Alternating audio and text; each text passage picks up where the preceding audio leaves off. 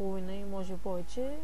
Просто нямах много възможности да качвам клипове, но ето, като дойде време, че вече мога.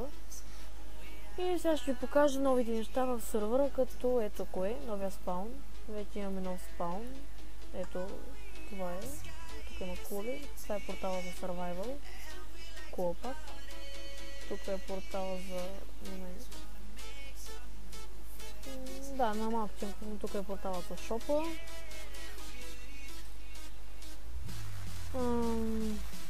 Тук е портала за парцели. А тук за PvP.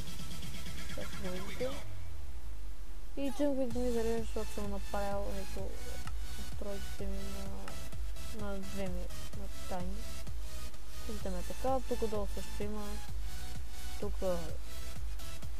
стаичка също, тук също, Enchanting Room, тук е Enchanting Room отново.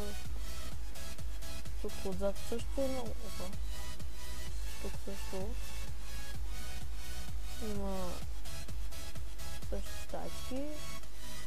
Тук има още портали към Енда, към Недъра и тук към Пейнбал игра.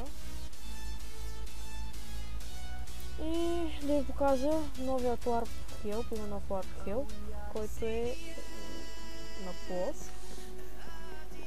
И тук може да намерите информация за плотовете, как да вземете парцел, как да отидете на вашия парцел и така нататък.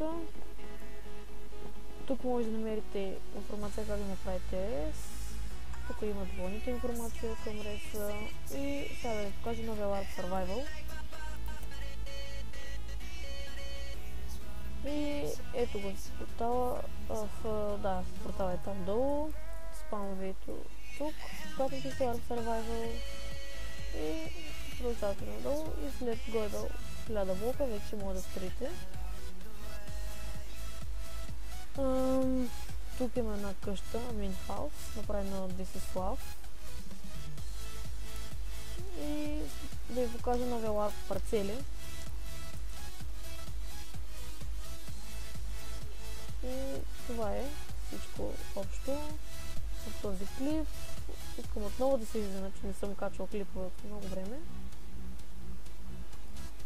И довиждане, хора. Аз бях Слайм и до следващия клип, който ще бъде най-скоро време. Довиждане.